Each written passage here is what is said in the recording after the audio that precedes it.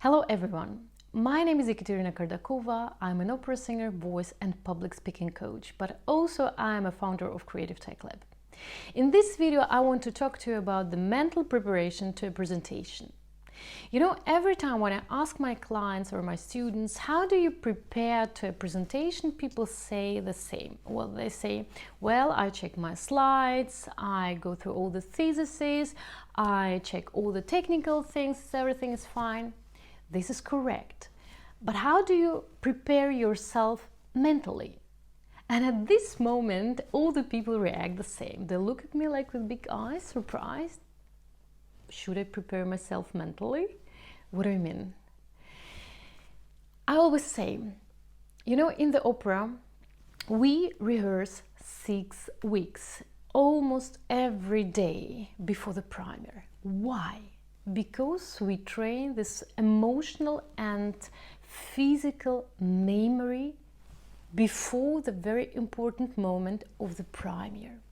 The thing is that when you have an important presentation or an important conversation or a job interview or maybe a conversation with your investors or maybe you sing in front of the audience and this moment is very important to you, what happens? Our brain protects us because it's a very stressful situation for our psyche. And when the brain protects and blockages you, you start to get nervous. And when you feel this nervousness inside of you, you lose lots of important things like charisma. Some people forget words, some people, get lost or have blackouts, whatever. But this is a very stressful situation for our brain, for our psyche.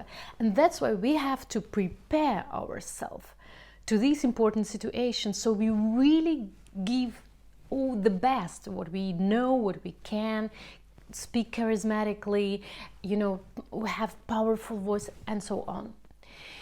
And when I explain how the psyche and physics work, people start to understand, yes, actually it's very important. But what to do? I want to give you some exercise. Before you start to write your slides, before you think about the theses, what you would like to tell and or how you would like to talk to people, think or ask yourself 5 times, for what? For what do I want to do this presentation?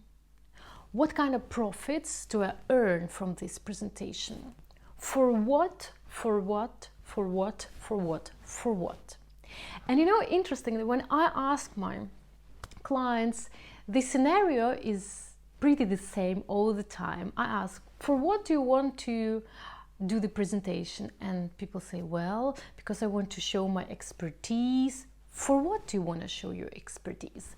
Well, actually, I want to get more attention. For what do you want to get more attention? Well, I want to earn more money. For what do you want to have more money? People usually say, I want to build a house or buy a flat, buy a car, travel more. For what do you need a new flat or a new car, or you want to, and so on and so on and so on. The answer in the end is also pretty the same, but I don't want to tell you about it. You have to think more. So the thing is that when you ask yourself for what,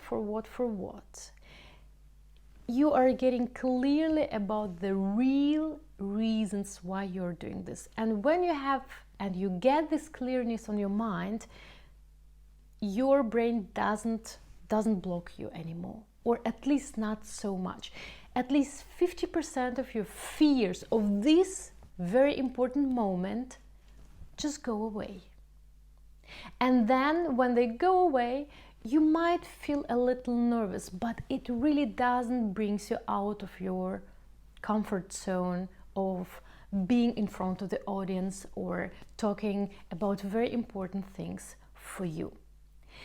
And if you want to tell or if you want to learn more about these techniques, how to prepare yourself mentally, I invite you to my online group course, Voice and Leadership, Become a Charismatic Speaker.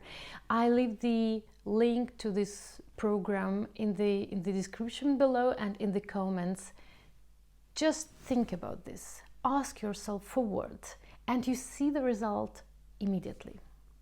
And of course, if you like this video, if I could give you some ideas, thank you so much for your likes, for your shares, and also subscribe to my channel to get more interesting information. See you in the next video. Bye bye.